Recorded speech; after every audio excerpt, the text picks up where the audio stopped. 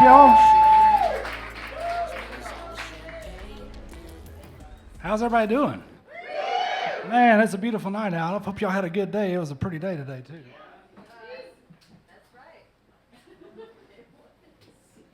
We may not be plugged in up here in the front. All right. So, here to talk about songwriting. I want to say thank you guys for coming. I really appreciate you guys all for being here. I really appreciate Songbirds for having us, and the TEDx folks, Maggie and Cody. You guys have been really, really fun. I got to thank a couple of people because I've been putting this together for a couple of weeks. I know that you're thinking if I was putting this together for a couple of weeks, I would be dressed better than I'm dressed right now, which should be the case. And was the case earlier, but me and Bendy had like a real Spider-Man moment because I had my leather pants pink and my leather pink jacket on. And so like, I had to improvise, you know. So this is like Family Dollar chic.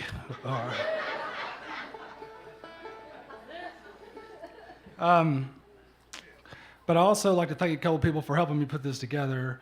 Cody Ray was a big help, so big thanks to Cody. My therapist, Nancy, she was a big help. I'd like to thank my therapist. She's here somewhere. And my wife.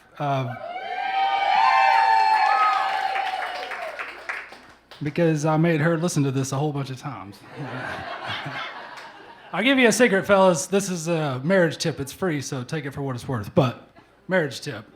If you ever got to bring something to your wife and you're worried about their response, you should wait till they're in the bathtub. Because the bathtub is a perfect place to approach.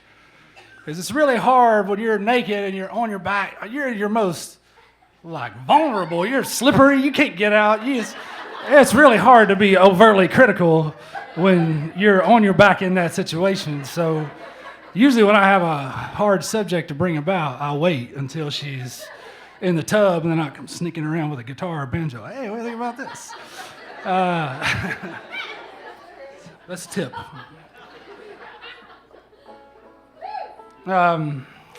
Let's see here. The first song, I'm gonna send you guys through 3 songs and explain, the idea of this was ideas that make things great. And there's a couple of ideas in the writing of each one of these songs that I think make them cool. I can't really say great, but I want to explain something to you. The first song is called Adam and Rose.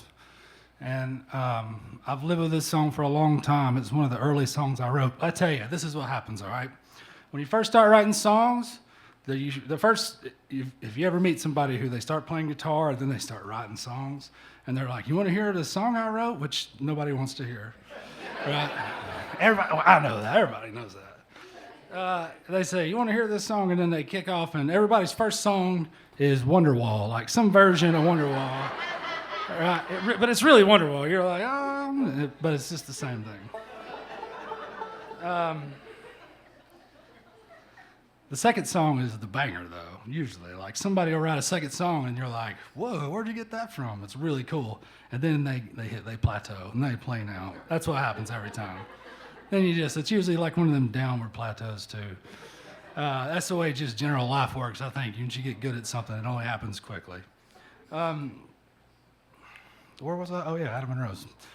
So, let's see, I've explained, in order to talk about songwriting, I need to explain a couple of role models that I had really early on, which really got me into music. My grandparents loved music, and they filled their house with music. All their kids played, like whether they wanted to play or not. And they were church people, Pentecostal people, and music is a huge part of the Pentecostal church. The way that I was raised, I'm not going to put this in there. What would you say it this way? The way I was raised, we really kind of brought up that God really asked 2 things. And the first thing is to obey his word, which is kind of a catch-22 because there's a lot of things in that one thing, honestly. And the second one is to worship him. And when I was a kid, I was like, oh, God, we got to do this all the time. But that's not what it means. It means singing songs. And so we were brought up that like one of God's, his truest request for us is to sing songs, which meant music had a really important part of my life, really young. And the second role model was my mother. My mom is a fantastic singer, and she's a great piano player. She's a great sight-reading piano player. I wish I had that skill set. I just do not have it. And she taught me how to practice. And practice is really important when it comes to music or really doing anything, but it really helps out writing too. But she would lock herself away in our living room, and she would get the CD player out. She would sing gospel songs because she had church stuff coming up. And I really learned that how to practice and how to play at the house all the time, which my family come to just loathe in the years. Because if 6 a.m. banjo call, that's the easiest way to wake everybody in my whole family up. I got teenagers now. You're like, get up. So, and they're coming. All right. Just don't do that. Just don't do that. But the person who I really started songwriting with and who really instilled a love of music in me was my Uncle PC. And he was a star when I was younger. And at a time that I needed a star, like I didn't really have a role model that was in that method or in that place. And let me tell you what he did. He played in a local band, and he worked, and he had a family. And then he went from that local band working a family to being touring and playing on the road all the time. And then he was playing with Blues Traveler, and they were going on Horde tours and on all of this crazy stuff. And I got to see all of that. And even though he went from local guy in Cleveland, Tennessee to touring nationally all the time, he always, when he came home, was like, hey, you got any new songs? Let's write songs. So we would do that all the time.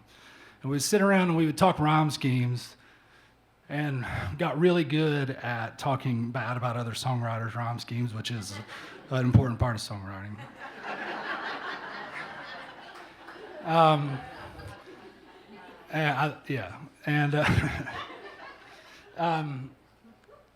And we drink a little whiskey. Sorry, Mom. We drink a little whiskey. That's when I first started drinking whiskeys and Cokes, and those are cool.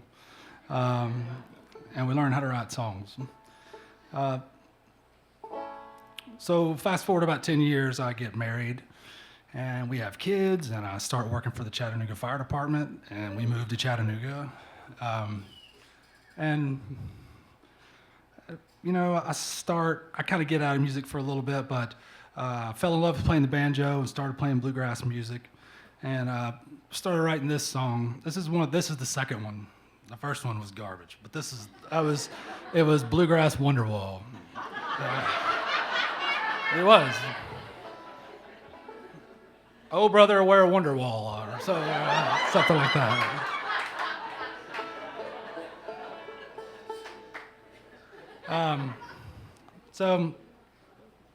Two things I want to talk about this song. There's two aspects of writing this song that I think are cool or that were neat. The first aspect is that this entire narration is done from 10,000 feet above the story.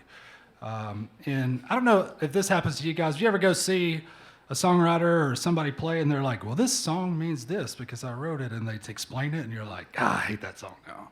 You're like, I used to love this song until you explained what it was, and now I'm like, ugh. Or you realize you're singing the wrong lyric the whole time. You're like, oh, that's what that means? This is in a different way because it's so vague. The entire line is vague. The storyline exists, but it's really left up to the listener to make up exactly the details or the finer details of what happened. In the same vein, there's a throwaway line in here that seems like it would be super relevant and just never gets explained. And that was on purpose. That's one of my favorite parts of that song. The second thing that's really important about this song, or what really got me started in songwriting, and I don't want to finish, I swear I'm going to play it, is coming up with interesting chord progressions and melodies, which is, this song started from going something cool. And I was like, oh, cool, that's pretty neat.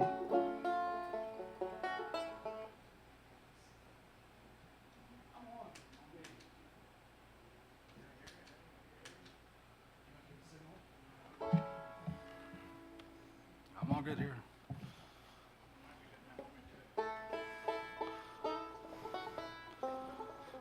We did sound check earlier, and then we just sat around and just got super trashed.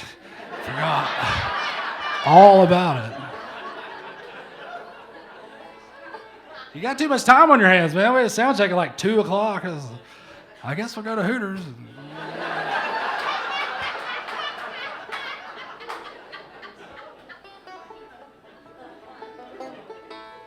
You want me to jump into set the DI right here and see what? This one was working.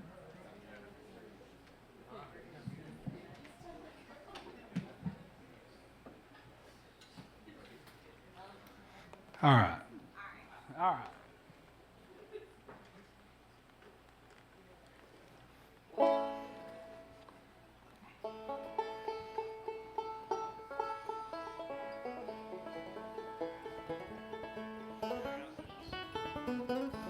All right, there we go. Now you're going to have to hear the banjos. Okay. All right, so here we go. This is Adam and Rose.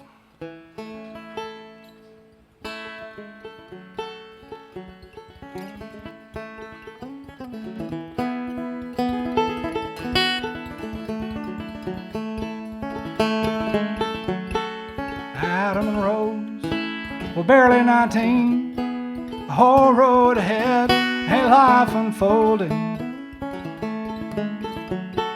Trying to figure out the quickest way out. That's one horse North Alabama town. Adam was the son of a carpenter, a local deacon, a chosen one. Rose didn't know a day without harm until she found her way into poor Adam's arms. Scared of his own shadow, he ran the table, she ran the rest. Off and running wild, Adam and Rose and an unborn child. The day they hit the road, Adam's mama cried, but she prayed to the Lord to keep him in his side. Rose made other plans, or so it seems. She left him standing out at exit 17. Scared of his own shadow, he ran the table, she ran the rest. Up and running wild, Adam and Rose and an unborn child.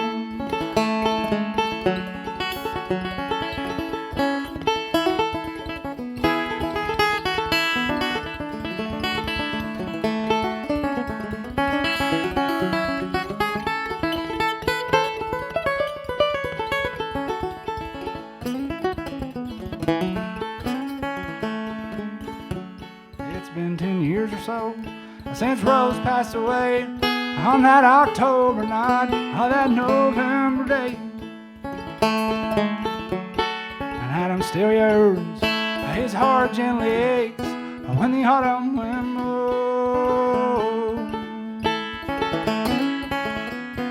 Scared of his own shadow, he ran the table, she ran the rest. Up and running wild, Adam and Rose and an unborn child.